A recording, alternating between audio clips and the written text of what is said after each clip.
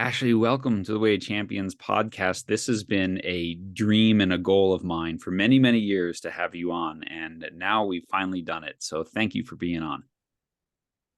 Well, thank you. And I'm so sorry it took so long. I've been Oh, delighted to, I was thrilled to get the invite and I'm happy to be here. well, I read your book, Top Dog, and loved it before I had a podcast. And then it was kind of like, well, I always feel bad like coming back to someone years after they've written a book to say, oh, hey, I just read your book or something. But then you and I got to present one after another for USA Field Hockey, and I absolutely loved your presentation there. And so I took the opportunity and you jumped right in. And so here we are. Yeah, very much. Yeah. But I can also tell you, yeah. no author will ever complain when someone says, I read your book. That's always a nice thing, no matter what. That's true. That's true. So, just today, maybe just tell our listeners, our listeners are mostly coaches and some parents of athletes. We have pro coaches, college, high school, youth, that whole mix, but kind of tell people about what you do if they're not familiar with some of your work. So I describe myself as a science journalist, but my beat is humans. Mm-hmm. And more specifically, what is the science out there that helps us succeed? Mm-hmm. What is it that we need to know in all levels, from how to praise kids or grown-ups to conversations about, I'm sorry, hold on. Hi, puppy. Hi, puppy. Sorry, can we take that again? Yeah. Should we start again? Yes, please. Sorry. Yeah. All right, hold on. I thought you were going to be asleep. Yes, I know you're awake. Okay. All right. Ready? Ashley, yes, thank you. Okay, ready. Ashley, just for our listeners, they're mostly coaches of every level from youth up to college and pro, and they're parents of young humans playing sports. Tell people, for those who aren't familiar with your books like Top Dog or Nurture Shock, just tell people what you do. So I'm a science reporter, but my beat is humans. What makes people tick? How can the science help us succeed, whether we are innovating or playing in performance, or even I have military consultants. So it's really about what is it that the science tells us that we can do to help us do better. Mm-hmm, mm-hmm. And you've been doing this so long, and so this interest. I wanted to start with your book, Top Dog: The Science of Winning and Losing, because this was a really influential book for me when I read it. And you and your co-author, Poe Bronson, I want to give him credit as well. What made you write a book on the science of winning and losing? Well, actually, after our first book, Nurture Shock, which is about the science of kids and dealing with them as more than just, as you put it, short adults or short humans, that we really wanted to understand, what was the best science out there to help people succeed. And I was thinking pretty much nonstop of a researcher named Steve Garcia, who's at the University of Michigan and studies the science of competition. And I read one of his studies about the N effect, which was finding that the more kids in a room taking the SAT at the same time, the lower everyone scores. And I said, science of competition. And Poe immediately said, yes, let's do that. And I think it's so important. It's undervalued and underappreciated in our society. We think institutionally things should be competitive. We kind of think that about teams and individual athletes, but then we hit the brakes and we start wondering about, the downside of competitiveness before we really understand the value of it. So I thought it was a really exciting opportunity to sort of change people's understanding of what competition is, what good competition is, and how we can get better at it. What I love about the book, and this is what I love about also the author David Epstein, which he has said, is he says, there's things that people like to talk about at parties, but they don't really know what they're talking about. And so these are things that come up over and over. And so I like to write about that. So he wrote about genetics and, specialization versus generalization. And I think this idea of winning and losing, you go to any party, I have two teenagers. You go to any party and people who have kids in sports are talking about, oh, why are we doing so well this season? Or why are we doing so badly this season? Or this and that. Why is my kid succeeding in school? Why is my kid failing in school? And this is what this whole book's about. And I think it's just one of those topics that there's a lot of things out there that we think intuitively make sense, but then they actually don't, do they? Well, I think it goes in both directions. I mean, and again, in terms of that cocktail party, one of the things that shocked me is we talk about, great art. Since I'm a writer and I went to film school under my college degrees in film, great artists, great artists are supposed to be above competition. Well, Michelangelo had an agent. And I mean, it was terms of Renaissance artists' contracts, actually a term that the new sculpture they were doing would be better than the other guys. Mm-hmm. So competition in terms of fueling great art, fueling great competition, great innovation, we've just really missed the boat on a lot of those things. Mm-hmm. But I think, in sort of the big picture, in terms of the thing we get wrong, we think that the benefit of competition is winning. Mm. And actually the research is, no, that's not really it. The benefit of competition is improving in the moment and over time. And, people, a lot of, I'll have coaches call me, okay, so if we talk for a really long time, come talk to the team and then we'll do winning and not losing. Like, no, the more you compete, the more you're going to lose, right? Because the more you're going to actually be rising your level of competition, you're going to be competing against people who are better than you. And that's not a bad thing. That's a good thing.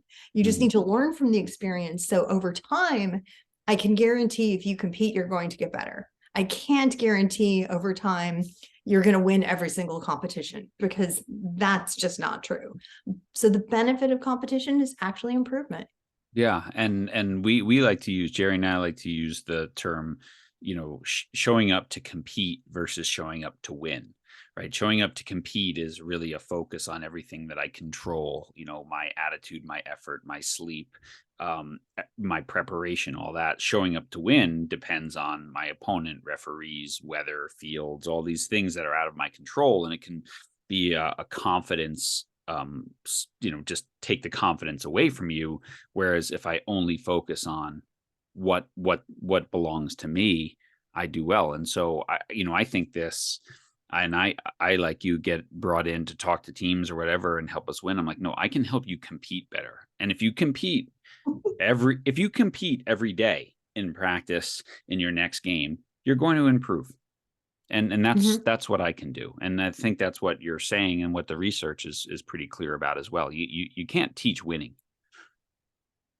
No. And actually, I think one of the scientific things that fit really nicely into your distinction is the difference between a good winner, and this is in a scientific way, a good winner and a good loser, and a bad winner and a bad loser.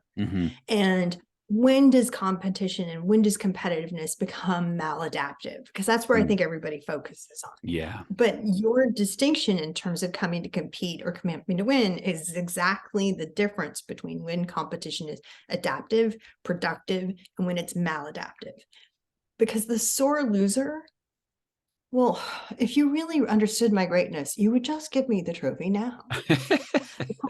The game, the contest, this is just some sort of pro forma exercise, but oh my God, really, this is just a waste of all of our time. And if you walk in with that approach, then, how you win is actually irrelevant. Right? Cheating is okay because, well, it doesn't matter. I would have won anyway, right? We're just accelerating the process. Whereas someone who is a good competitor, as you're saying, coming to compete, respects the process, respects the opponent, respects the rules of the game, all of which are saying this is going to push me to do better.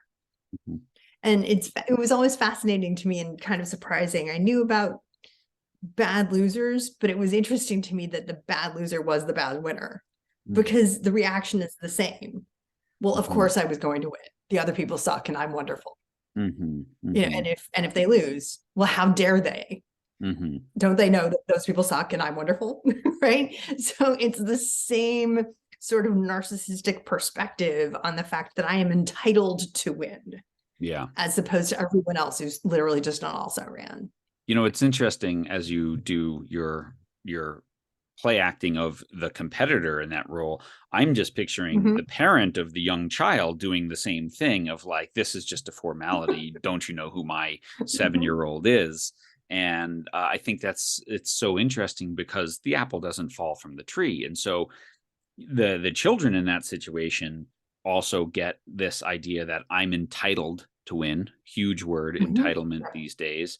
And then when they don't win and they were entitled to win, well, who can I blame? And I think the good winner is the good loser, because he or she then looks for, well, what can I learn from this experience that's going to make me better this week? And the entitled person says, well, clearly I was supposed to win and I was entitled to win and I didn't. And therefore, whose fault is it? Is it the referee? Is it my coach? Is it the opponent? And then that bleeds into, well, if winning's the only thing that matters, then I better cheat, because the goal is to win. It doesn't matter how I get there, right? Right, exactly. And in your list of all of the people who were potentially to blame, there was one notable person who was missing, right? Me. I screwed up. Yeah, exactly. Right? It has to be somebody else, which is I think dead on. And yeah, so I've gone on multiple rampages that I hate everybody gets a trophy programs, and much for exactly what you were talking about in terms of, especially a little kid, they're just trying to figure out if they like this in the first place, right? Instead of saying, no, the fact that you like it, or you're having fun playing, or you're getting physical activity, no, not good enough. You have to have public recognition of your achievement. That is why we are here, public recognition of achievement. So they're being taught that those other things, which I think were the reason we actually got the kid in that sport to begin with, physical activity, social skills, learning how to deal with difficulty, all take a back seat to whether or not you got a medal at the end. And it's teaching kids that the only important thing to do here is winning. And I think it can potentially encourage kids to cheat. And the research also would show, and I think argue, that kids will also undercompete, right? Because the risk of winning is unacceptable. So I can only do things that I know I will succeed at in a very public way. The other stuff, I don't like it. It's not interesting to me. Right. So they're going to be underachieving, rather than, I think the belief is, well, no, since they know they're wonderful, they'll overachieve. The research doesn't support that blue. It's noble, it's well-intended, but the research shows it doesn't work at all. Yeah, no, I hear you on that. And then, it's funny, I have some friends who have kids who are very high-level tennis players. And in youth tennis, I don't know if you know much about youth tennis, but at these big tournaments, there's no umpire for every court. Kids are in charge of doing it themselves. And they know on the circuit which kids cheat. And they also know which point they're going to cheat at, right? 4-4, serving, 30 love. They're cheating no matter what. They're calling it out. They're calling it in. And they've talked to me about walking their kids through that process of, you got to take the long view here and get better, even though that kids might beat you today and get the rankings. But just how discouraging that is for the person, the child doing it the right way, and how damaging that is for the kid getting the short-term win. But I mean, they're setting themselves up for failure in the long term, because the world doesn't work like that, does it? No, they're going to get caught.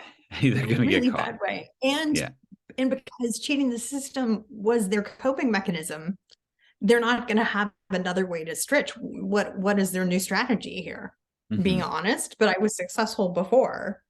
So I'm very concerned about when kids are learning early patterns of, this is how I'm successful, this is why I'm successful, that they don't have other ways to change along the way. And the research shows, when you're talking about adults with mental toughness, they are constantly revising their approaches and their strategies and their coping mechanisms. So we need to teach that at a very young age. If one thing doesn't work, that's okay. Try something else the next time. And, it's interesting when you're going back a little bit, but related in terms of the kids have to cheat kind of a thing. When we were talking about the bad loser, but we can also think about that good winner and the good loser, right? And I always caution people when they're focused on the no, Ash, I really got to win. It's not about improvement. Say, okay, well, sometimes you win because of dumb luck. Yeah. Right. Sometimes you win because the other side forfeited because of COVID. Yeah. Or their bus broke down, or they were just tired and not paying attention, or something, happened with the weather, or who knows. Yeah. But you can't rely on dumb luck being the reason you're going to win every time. Yeah. So you have to be able to take apart your performance, whether it's a win or a loss, and see how you can improve. And again, if you're going in going, I'm entitled to win, I think all of those conversations, even those thoughts, just cut off. You can't do it. Yeah. You have a chapter on the belief in luck in Top Dog that I like. And this is one of my favorite stories that I read. And I'll cue it up. I don't know if you remember it, but it's the story of Fred Smith. Can you tell that one? Because I think this is just such a fantastic story and how it believes into, well, yeah, I believe that people make their own luck. If you show up enough and you do the right things, you're going to, quote, get lucky once in a while. But tell that story of Fred Smith. And who is Fred Smith? Right. Well, and it's the make your own luck idea, right? At a certain point, we make our own luck. So Fred Smith was actually the founder of FedEx. And in the very early days when FedEx was going, it was, basically a startup, but unlike a startup with, a tech guys working in a backyard or in a garage, a startup air freight company has enormous costs, right? Planes, jet fuel, and landing fees. And he realized while he was at a conference, he checked in with his office and he found out he was not going to be able to pay the bills on Monday. Yeah. Wasn't going to be able to buy the jet fuel, wasn't going to be able to buy pay those airport landing fees. And if he did that, then his company was over, right? Because the whole point of FedEx is when you absolutely need it to get it on time. So the idea, I'm just going to tell all of my customers on Monday and Tuesday, sorry, I missed your delivery. The reputation of his new company as being able to execute this would be done. And there was no coming back. So it wasn't just, I can't fly the planes. The mission of my entire company is on the line. So he was actually coincidentally at the airport and he was supposed to go home and figure out with the accountants, what was he going to do? And there was a flight to Vegas. So he went to Vegas instead. Yeah. And he spent the weekend betting every dollar he had and gambling it. And he figured, well, if I don't win in Vegas, the company's dead anyway. So I may as well do what I can and go for broke and take a risk. And so that's what he did. And he actually successfully gambled and won enough money that he was able to pay for the jet fuel on Monday, and then gave them enough time that they could go and get investors and get back on their feet. Just love that story. I love that story. It was actually, I knew about it before we started writing Top Dog. And the second we decided Top Dog, I'm like, oh, Fred Smith's going to be in here somewhere. Yeah. And, but what I found out afterwards, reading his biographies and some other things, was that it wasn't just this single point in time that he took this incredible risk. And what was fascinating, how it impacted the rest of the company, right? Because as a delivery person who needs to make rent or pay my bills, the idea that my boss is out gambling my rent and my salary is not necessarily going to be a good thing. But it actually taught the rest of the company that they needed to believe in the mission and they needed to go for it at all costs. And every one of them had this own impact that they could have. Mm-hmm. So they did. They were skipping rent and asking for people to give extensions on bills because FedEx wasn't able to pay them on time. But it became then a culture of we can do it, and sort of, band of brothers idea that they really wanted to unite together to make this happen, because if their boss could take a risk and put everything on the line, they needed to do that too. And that whole idea, I think, of this belief in the future us carries us through. And I think when we take that to a team, that unbending belief that we can win this game it's worth the extra couple points. It's worth that extra momentum. And I think there's something about teams that, win a lot, that just believe they're going to find a way, and the final whistle blows and they're like, God, what the heck happened today? Like, and it's not the entitlement we were talking about before. It's just this like deep belief that we'll get the bounce, we'll get the call, we'll get something that's going to get us back in this game or this match. And FedEx as a company had that. And I think a lot of teams have that as well, or the opposite, sort of that defeatist attitude of, oh, here we go again. Right. And I work with a lot of college teams and coaches where they're like, help us get over that second one. Yeah. I mentioned earlier about mental toughness. So one of the elements that researchers have identified of mental toughness is what one researcher described an unshakable confidence. And, the 4C model just says confidence, but this description of unshakable confidence really struck me, because I thought to myself, ooh, I'm shaky. Yeah. I do not have unshakable confidence. I'm, the wind blows. I'm like, oh, I'm not sure if this is right. Yeah. And the idea, what is it that gives people that certainty? But you need certainty, you need that element of certainty so that when something doesn't go your way, you're not thrown. You say, I know, but it's going to work out on the fun. We can keep going, as opposed to having that, miscourse or error really rattle you in a way that you can't come back. Yeah, absolutely. It's a huge issue. Yeah. And I wonder if would any of your research show how that unshakable confidence, I like that term, is that more likely to develop as a healthy behavior within a team environment versus maybe I think of the unshakable narcissistic behavior for an individual, right? Like that unshakable confidence might be just, a sign of their incompetence, that they can't even see, no self-awareness at all, versus the team that believes. I don't know. Any thoughts on that? Yeah, you definitely want it to be an accurate view, obviously. Yeah. And there needs to be some basis in reality in terms of what your belief is. You may, and some that in some cases, maybe that's a long-term thing. I know I suck today, but if I work really hard at this, I'm going to be better in several months, several years, whatever. And that may actually be true. So I do think that your belief has to have some basis in reality.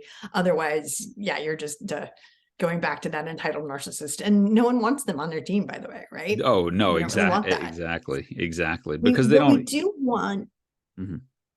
No, go ahead. Well, but we do want stars on our team. Yeah. Right. We do want someone who actually has that confidence that I'm good, the team is good, we can do this. Or, hey, coach, put me in, I can do it. Right.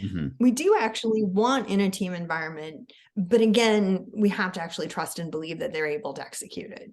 Yeah. And we need them to usually have the work ethic and the ability, the competence to actually get it done. Right. Like when someone says, coach, I can do this. And you're like, you've never done it in practice.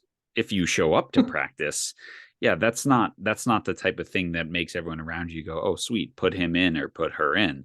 But the person who gets it done and then has the courage to say, yeah, give me the ball, I'll take the final shot, I'll take that penalty kick, I'll do whatever. Yeah, great. We love those people.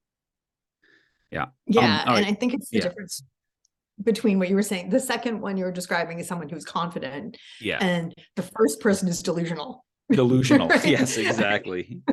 The difference between confidence and delusion. Never done this, right? If you've never done this before in your life, the thing that you think this is when, the championship free throw is the one you're going to make. I'm thinking maybe no. Yeah, exactly. Exactly. All right. Last piece of Top Dog, and then I want to get into some of this feedback stuff, which is fascinating. But one of the things that I used your book for is sort of the launching pad for some research and some reading on my last book, is just sort of the difference between men and women. And how they tend to, view the odds, I think you say, women tend to weigh the odds and men tend to ignore them, which I love. Um, and Mhm. um, and I did a whole chapter in my book on coaching of sort of the difference between coaching men and coaching women. That it's not that one is right and one is wrong, one is normal, one's abnormal, and it's not that all generalizations don't end at the individual level, but in general, there is an important difference that we should understand who's in front of us, shouldn't we? Yes. It was so funny. I was doing a radio interview once and I said, women are really good at calculating the odds and men are really good at ignoring them. And the anchor laughed and I'm like, good, there was a laugh, but it was a knowing laugh. And someone starts angry tweeting me. How could you possibly say that? I've never been a stereotype in my life. I'm a man and I've never paid attention to an odd in my life. And I said, well, actually, that's what I said. Said, Yeah. oh, well, then that's exactly right. Yeah. And he rejected the stereotype when it didn't define him. But as soon as he realized he was the quintessential example, he said, oh, that's me. Absolutely. That's me. Yeah. Which I loved to that. Yeah, I mean, there are individual differences, but what the science shows is that the social stakes of losing are much higher for women, Mm, even from a very early 3 or 4 year old, how they're playing on the playground. And that women are taught that to win means risk losing your relationships, the ones you value the most. mhm, And if that's the price for competing, then I better win. mhm. And guys, it's more of a, well, I'm resume building, I've built my reputation, I'm building a group of supporters and people. And if I'm not good at one thing, I'll be good at something else, but I'll be fine. Mhm. So they just don't see the stakes in losing that women do. And because of that, and then when you think about professionally, women, if you're the first women to ever have that job and you do a bad job, no research shows that no one is going to hire a female for that job for 10 more years. Mhm. The Mhm. stakes are too high. Mhm. So women tend to be over prepared. They tend to be more informed. But once they actually have all of the data they need, they actually tend to be bolder in their predictions Mhm. because they have everything. They know everything there is to know about this, so they can go for it. Mhm. But they're not going to do some sort of marginal, hey, that sounds like a good idea. Why don't we just see how it turns out? And guys tend to see that those are opportunities when they could succeed, make a name for themselves. But if they don't, it's not a catastrophe. So they're more willing to assume a positive outcome and then move on if there isn't one. Yeah. I think it's such a fascinating thing because anyone who has coached both men and women, and I think it really starts to show in the teenage years and beyond, not pre-puberty. But I did a whole podcast on this with a professor named Kristen Diefenbach from West Virginia, and we talked about this, and she said, "Oh my goodness, the whole thing you just talked about applying for that job or something." She says, "I get women who contact me about applying for this college assistant coaching job. And I look at their resumes and I'm like, why aren't you applying for the head coaching job? Oh, no, I couldn't Mhm. possibly do that. And then I'll meet men who think they should get an NFL head coaching job because they play fantasy football and they know everything, and she's like, it's unbelievable. So it's like, I when Mhm. I read that your book on all this, I'm like, oh, this is how I see things. And I think that carries over into a team environment sometimes as well. Um, Whereas like men will just go for it in a game and they'll Mhm. throw everything at it. And if we lose, whatever, we gave it a shot. Whereas women in general, right, tend to weigh the odds, tend to weigh the risk. And I always found like you had to keep it close. You had to give them some belief and then they're like, oh yeah, we could do this. And then they would let go and give everything. Whereas the guys would be down 5-0 and still be like, yeah, we could pull this off. It's like, no, you can't. The women were smart enough to be like, yeah, we're not going to win this game here. So it's just a really interesting thing. And we wrote about Anson Dorrance, actually, the difference between his coaching men and women teams. Mm-hmm. And the guys would sort of have to, sometimes he would yell at them because he didn't think they were paying attention. And the girls, he would just like, well, and they would just immediately start sobbing and apologizing to him and to the team members. They let each other down. How could I possibly have done that to you? Mm-hmm. So the losing part, again, is very high, because you're feeling so indebted to your teammates, to your supporters, that you just don't want to do that. And it becomes very emotional really quickly. Yeah. Awesome. I would like guys to think a little more about the odds. I don't think and the relationships. And the relationships. Yeah, that would be good too.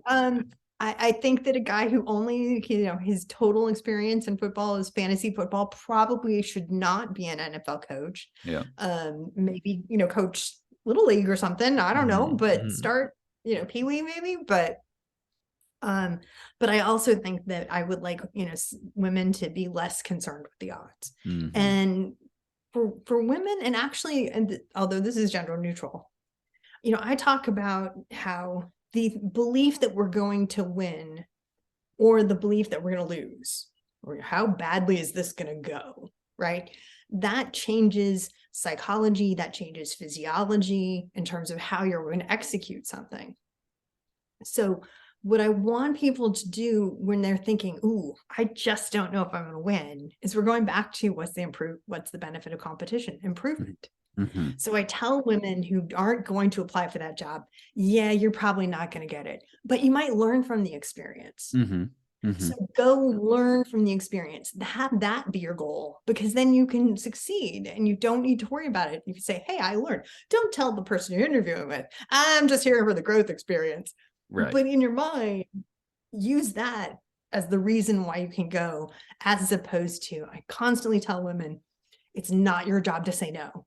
Yeah. It's not your job to take yourself out of the competition before it even started. Yeah. Yeah. No, 100%. I think it's great. I would love to keep going on this, but I really, really want to get into this idea of feedback and this area that you've been doing a lot of work on recently. And as I mentioned before, when when you did this keynote for USA Field Hockey, and I listened, I was so excited. And I have multiple pages of notes here that I took that day. Wow. Because I just thought it was so important. And so maybe let's start with this idea of feedback. Just what is the purpose of feedback? Like, why do we give people feedback? Mm-hmm. Because I think we've lost sight of the purpose in the effort to protect people from ever having to hear a negative thing about themselves ever. Yes, absolutely true. The purpose is not self-esteem building. Mm-hmm. The purpose of feedback is to catalyze new thinking in the other person's mind. Mm.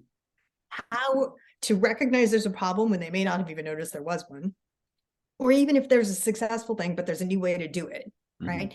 It's a way to trigger them thinking about the situation in a new way and come up. So it's really about problem solving. Mm-hmm. And what I think is really important about that then is, some people say, oh, well, I gave that person the same piece of feedback 10 times and nothing happened. And I'm always like, well, they could be not listening. That is possible. But it could be that the feedback was wrong. Mm-hmm. Because if you told someone the same piece of feedback 10 times, you're not catalyzing that new way of thinking. Mm-hmm. If anything, you're just repeating the same thing. So you've almost gone the opposite direction of thinking about something in a new way. And I'm not saying go to someone and tell them something 10 different ways, but I am saying if you keep repeating it, there's a problem there. Mm-hmm. And one of the things that I think is sort of fascinating when you were talking about, the goal of feedback isn't to make everybody feel better. There's, a couple sort of out there in the popular literature ideas about things like the feedback sandwich. Yeah, That you're I love supposed to this. tell Go ahead. This is great. You're supposed to tell someone a positive or negative and positive thing. There's no empirical evidence that works. They've tried positive, negative, positive, positive, positive, negative, negative. They've tried every possible combination. It does not work. And I was like, well, why do people keep saying that then? What's going on? And I tracked back where the advice started. And all the magazine articles and stuff, because I couldn't, like, well, it's clearly not scientists. There's no science behind this at all. And the science that was disproving it. And it was articles to managers, to coaches, to supervisors saying, wow, if you're really uncomfortable giving negative feedback, you should just give more positive feedback, because then there's less to be uncomfortable about. They won't complain because everything you've said is nice. Right. Like, okay, well, actually, I mean, studies show giving feedback is stressful. It's even more stressful than getting feedback. Yeah. But the answer isn't then give them false praise so you feel better about it, right? I mean, that goes against the whole point of feedback, which was to help someone else get better, not to make you feel good about yourself. Right. And so that stuff just drives me crazy, and was one of the catalysts for why I needed to start writing and talking about this. But I was stunned. I mean, I was stunned when you talked about that, because you figured there was a reason behind why we were doing that. And then there is. And there is, but it's not to make self-interest. people better. It's self-interest, right? Yeah, it's so that this is less comfortable. But then what's the outcome of that, right? Wait a sec. Why did I just get fired every time I've gotten a review? I've just been told how awesome I am. Why did I get fired? Well, you really weren't awesome. We just were afraid to tell you. Like, that's not good in the long term either. Why did I get cut from the team? Coach just says nothing but good things about me. I mean, I think coaches, to bring this back to sports, right? Like, coaches we have to be truth tellers, and we have to build a relationship that can bear the burden of the truth, right? So that's the thing I think a lot of coaches miss, is they don't build a relationship. They just spew truth and wonder why people are just miserable. But there is some nuance to, and I think giving good feedback starts with also like who you're giving feedback to. So maybe talk about that, because I thought that was really interesting. Yeah, well, that goes into one of the things that I keep saying. If you remember only one thing about what we're talking about, it's the underperformer doesn't know they're underperforming. That's why they're underperforming. If they knew, they would change. I'm not saying they think that they're the best ever, but if I was really bad, they'd tell me. Right. So they come into that meeting where someone, applies the feedback sandwich, where there's actually the magic ratio for every one negative thing, say number of positive things. No evidence that's supported either. That's why I said number of things, because it's a fake number and I don't want to have anybody remember the number. But that the underperformer walks in going, okay, this is it. This is when my boss is going to actually tell me whether or not I'm doing okay. And they walk out and go, well, almost everything they told me was positive. And I mean, literally, mathematically, that was true. The majority of what they heard were positives. So you need to think about it in terms of competence. Are they good at their job? The person who's struggling is probably going to need different types of feedback than the person who's excelling. I think that's pretty obvious, but it's important to say, because things like the feedback sandwich don't recognize those issues. You need to think about their expertise. How long have they been doing this? Do they actually have skills? Are they just a rookie? Are they a novice? Or they're an elite performer and, ready to get to the Olympics or the pros? Different kinds of feedback are more effective in that structure. And also their personality. One of my favorite little feedback works is the anxious person. For the anxious person, ambiguous feedback is worse than positive and negative feedback. Because you suck or you're great. I get it. But, oh, well, yeah, okay. I think we've got that. That is going to drive the anxious person out of their mind because they're going to have to be figuring out, what did coach mean by, I think we've got that? I have no idea. Am I good? Am I bad? Am I going to be cut? Am I being promoted? They have no idea. Yeah. So understanding who they are as a person outside of the context of feedback should also shape your feedback. Yeah. Yeah. And so I love this idea because the difference between the novice and expert, I starred that in my notes, because I think as a coach, first I look at who's my team, right? If these are 7-year-olds just starting to play baseball, it's different than feedback if they're 17 and it's a high school varsity, right? And they're competing for a league championship. They should be able to take more direct critiques of their performance, because they're supposed to be all in on this thing. Like, this is something that matters to them. I know it matters. And as your coach, I'm going to help you do it better.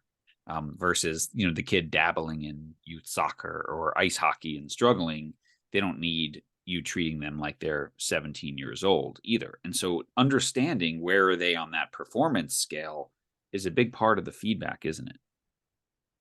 Well, it's crucial in even what type of feedback, how frequently to give them feedback, who gives them the feedback. All of those things are going to depend if they're a novice or an expert. If they're a novice, yes, positive feedback. This is going to be great. You're going to be great at this. They're not actually good now, right? But they will be, and you need to encourage them to stick with it, because they may be going, well, I don't even know if this is fun or not. I don't know if this is worth it. So they need more positive feedback. They don't want you to be hovering over them, because they're going to make mistakes, right? So you don't want them to think you're waiting for them to screw up, because they will, right? So you need to give them sort of infrequent feedback, check in on them so they never feel like you ditched them and that they're just sitting here alone trying to figure this out. You're present if they need you, but not hovering and not micromanaging. They need, the novice needs velocity feedback. Velocity feedback is, tell me about the rate I'm improving. I'm still the worst on the team, but I'm so much better than I was yesterday, right? So the improvement is exciting to them. And they need to hear from an expert, right? Like there's that classic moment where, a coach gets called away for an important call or someone and turns over to one of the players and says, well, you coach them for a while, I'll be back. For a novice, it just drives them crazy. Yeah. They don't know anything. I don't know anything. Just tell me the right thing to do, but I want the expert to tell me the right thing to do. Right. So they just hate this idea. They don't want to be the coach because they don't know what they're doing. And they're just as, the rest of the team are just as clueless as they are. We all started. But then the expert, it's almost the flip side in every one of those. The expert actually benefits often from negative feedback because they're already, it's so close to ceiling in performance that it's hard to continue to improve. Don't give an expert velocity improvement feedback. Right? The Olympian who's going to spend 4 years shaving off, a quarter second of their time, velocity. Well, you did not improve a millisecond today. Yeah, exactly. Terrible thing, right? It's just awful.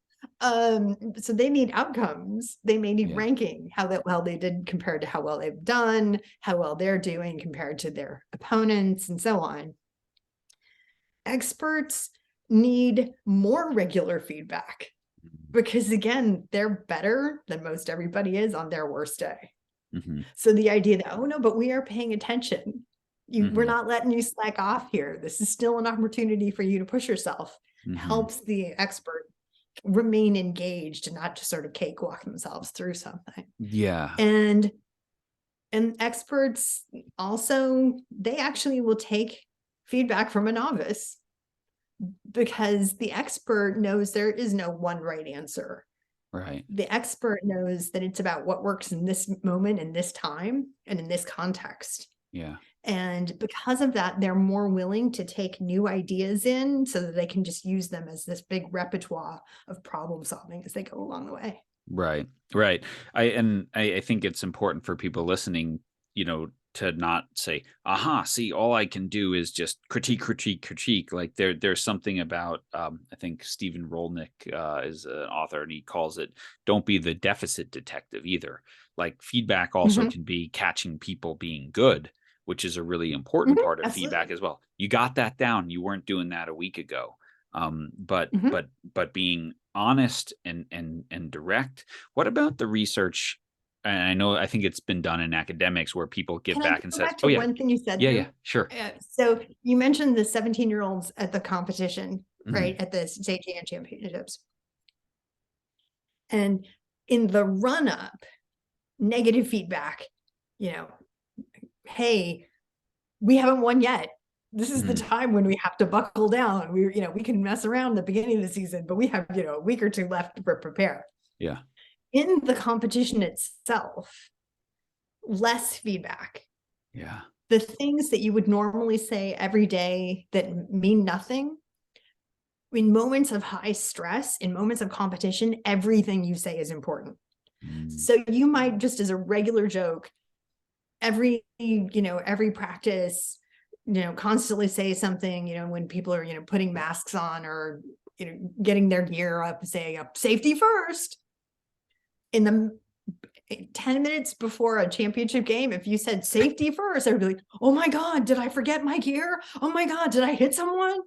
Everything you say has significance in a way that it never would have otherwise, even if it's the same feedback. So another thing, it's not just about who they are, but the timing and the context. Early in the season, late in the season, am I tired? Am I stressed? If you're tired and stressed, now may not be the time to do a laundry list of all of the ways you're messing up. There's actually no good time to do a laundry list of all of the things you're messing up. Right. It should be focused in real time, one or two things, move on, do a couple things the next time it comes out.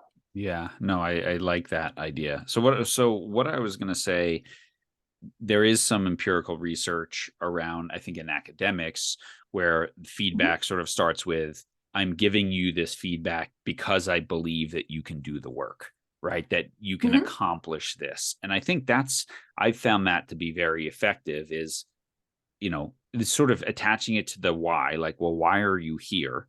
Right. And I believe in you. And so I'm going to tell you this because I believe in you. And then I need to really be very cognizant of catching you doing what I asked you to do.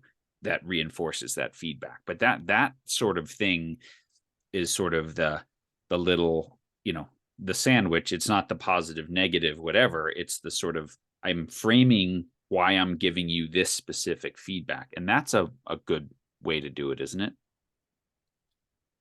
It depends. The lawyer in me, I'm a lawyer too, always says the answer is always depends. The science reporter always was taught by scientists, the answer is yes and. Yes and, yeah. And it's depends and yes and. It's somewhere in there. And the reason it depends is, so a lot of time, especially when you're talking about like kids and praise, but I even think if we talk more broadly about praise and positive feedback, a lot of times it's insincere, like you were saying, it needs to be honest, but we're also using it as manipulation, right? And oh my gosh, you were so great at that, and you're going to be even better next time. Well, you just made your recognition of how great you were at it conditional on the, and you will do better next time. Yeah. Right.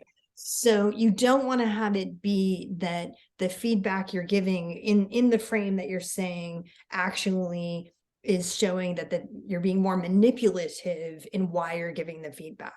I think that I definitely think if it's true that you believe someone can do better, that's not a bad thing. In fact, a lot of research shows, kids are so overpraised now, they actually think that, praise is a sign of you're worried of them, right? Because we're trying to that's so funny. Right? If you praise someone, they've hit their peak and they're not actually doing any better. And someone they're who like, can what's do better, what's coming next? Like, what are they buttering me up for? Yeah, I love it. Yeah. So I think that framing can be productive in that way, especially if they don't believe they can do better.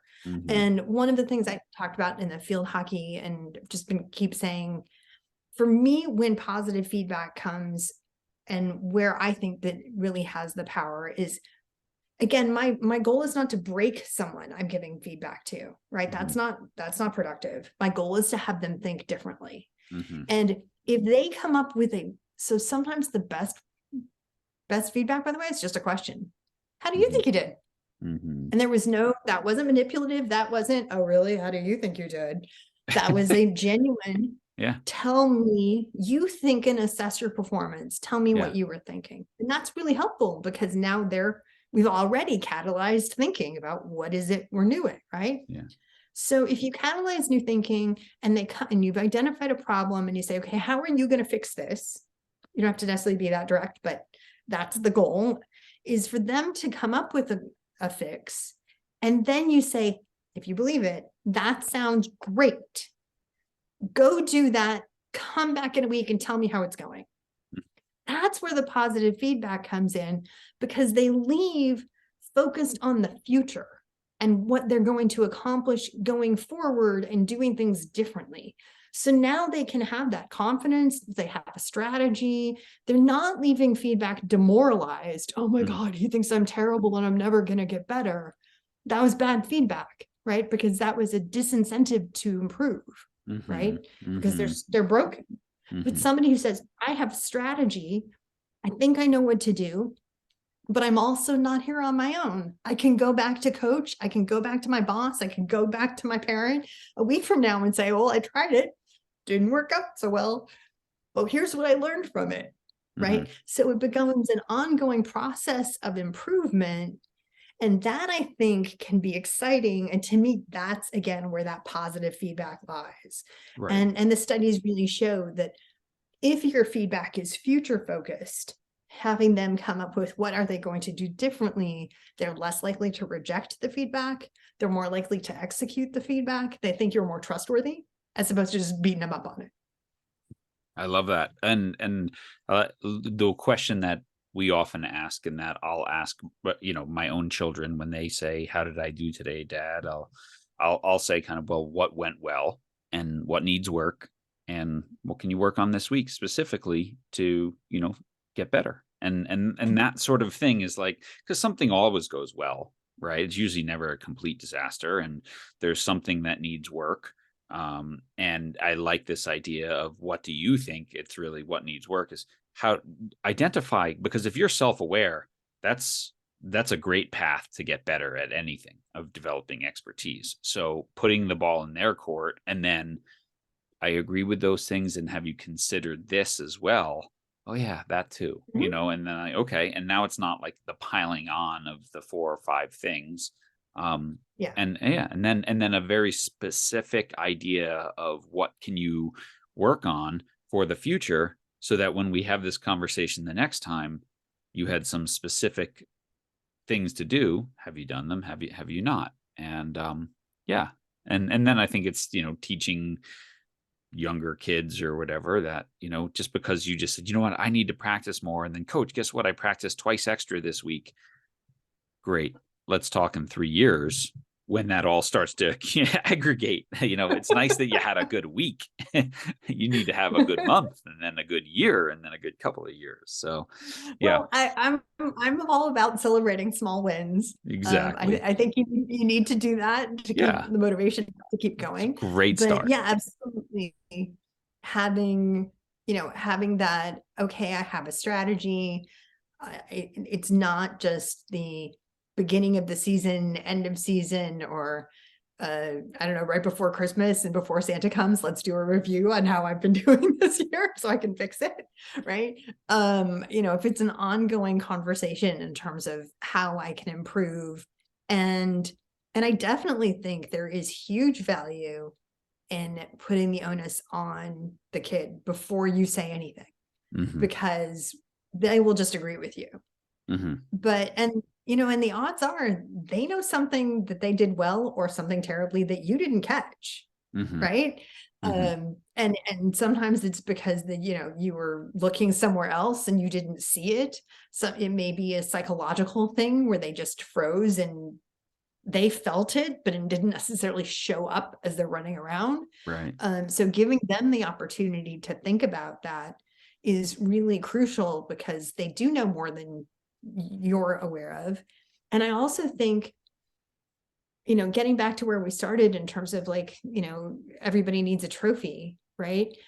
That was all about external validation. But having kids from a very early on doing the internal assessment and making it about, what do I think is good enough? What do I think I need to work on or work harder or not, as opposed to just other people telling me what I need to do. Because over the long haul, someone can tell me, oh, you really need to do blank, but I'm not necessarily going to do that, especially if I don't agree with them. But in my heart of hearts, I go, you know what I really need to work on? It's that other thing. And if I do that, and you can help me through feedback, figure out a way to address that problem, that's the one I'm probably going to put my time into. Yeah, I love that. And just to kind of, close the loop on this, that I think about people listening to this and writing notes and thinking about a difficult conversation that they are going to have with an athlete or someone who works for them or whatever. This idea that framing our feedback as a challenge and future focused versus a threat. If you don't do this, you're getting cut, you're doing this, it is so important. And you talked in your field hockey talk about some research in pro rugby players. Do you remember all that and how it affected testosterone levels and things like that?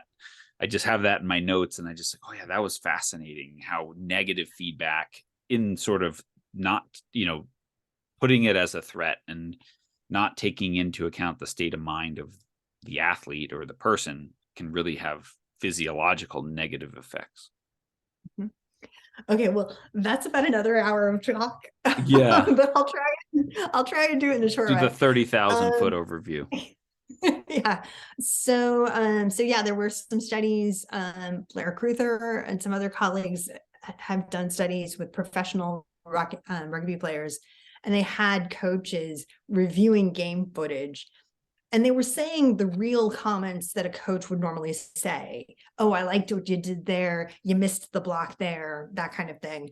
So it was normal comments, but it was in an artificial way, so that some of the athletes only heard the positives and never actually heard the negatives. And some of the athletes only heard the negative things and never heard any of the positives. So in that way, it wasn't a real review of the game footage. It was more manipulated. And the players who heard only negative feedback, their testosterone dropped for the next 3 days. And their performance was so terrible at the following match, which was on a Sunday, so 4 days later, that the coaches had told the researchers who were doing ongoing studies that they could never do another study with their athletes again. They had just killed these professional athletes. Yeah. So I think that's a good cautionary tale in terms of don't do the laundry list of everything they do that's bad. Yeah. And if you have 5 things that you need to tell them one thing, and then a day or two later or an hour later, tell them another thing. But the laundry list just, breaks people. So you don't want to do that. And there are real physiological consequences to believing that my coach thinks I'm terrible, or that my coach thinks I'm wonderful also. And that gets to sort of the challenge and threat idea. And again, could be another hour, but I'll be trying brief on this. A challenge is believing that you more likely than not will succeed. And a threat state, you are not going to win. And the only question is, like I said earlier, how badly is this going to go? And these two mindsets actually have a sort of evolutionary background in terms of, am I staying to fight and hunt, or am I running away back to my cave before the tiger eats me? And your body actually has physiological changes that take place to facilitate these. I mean, everybody knows about, fight or flight. Challenge or threat are the things that actually is the split second thing in your brain that makes you decide fight or flight. Challenge, I got to do this, I'm going to fight. Flight is that threat state. Oh my gosh, the only thing I can possibly do to survive is get the heck out of here. So your body actually, from your cardio performance to blood circulation to metabolics, all have these cascades of changes based on your mindset, which are obviously, once you have them, it's going to be much more difficult to win if you think you're about to be eaten by a tiger, right? And I always, to me, when you're thinking about sort of the difference, my mental image of a challenge and a threat is a blowout football game. And the guys who are winning are jumping up and down and their arms are windmilling and they're screaming at the crowd to cheer more than the cheerleaders are, right? And they're bouncing up and down. And the guys who were losing, they got their hands on their hips, their hands on their knees. They look like they're about to pass out. And it's not a difference in physical conditioning.